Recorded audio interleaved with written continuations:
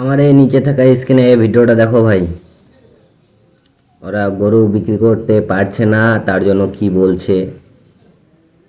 নিজেরা খেটে খাবো কি আর গরুকে খাওয়াবো কি? আমাদের গরু কুরবানি করতে দিক, আর না হলে এই লোক আত্মহত্যা মরে যাবে, সরকারের দায় নিতে হবে। একাধিক লাইনে শুধু সারি সারি গরু এ মাথা থেকে একবার শেষ প্রান্তে পর্যন্ত গরু সব নিয়ে গিয়ে আমাদের নবান্নকে দাঁড় করাতে হবে। গরু নিয়ে নবান্নে পৌঁছে যাবেন। 14 বছর পরে গোমাতাকে খাওয়া যাবে, তাহলে এই 14 বছরের জন্য কি শুধু তোমাদের গোমাতা? এই বিকল্প রাস্তা বার করে দিক, নইলে তো আমাদের মরা ছাড়া কোনো লাইন নেই। এক্ষুনি যে তাহলে হচ্ছে গলায় দড়িতে মরলে ভালো হয়। তে সরকারকে বলবো এইভাবে না মেরে আমাদের হাতে বিষ তুলে দেখ, আমরা বিষ খাই। আমাদের তো গরু বিক্রি না করলে আমাদের চলবে না, আমরা কি করে খাবো? আমাদের তো ব্যবসায়ী, এইটা দুধ শেষ হবে গরু বিক্রি করবো। গরু নিয়ে তাহলে নবান্ন ছেড়ে দিয়ে আসবো না বেঁধে দিয়ে আসবো? তাহলে বলছি এই গরু নিয়ে নবান্নে পৌঁছে যাবেন। একটা গরুর দাম 2 লাখ 2.5 লাখ টাকা বিক্রি করে, হ্যাঁ, বউদের গয়না, শ্বশুর বাড়িতে গয়না এনে, ভাইদের গয়না নিয়ে সব বন্ধক দিয়ে এসব গরু বাছুর খেয়ে মানুষ করেছি।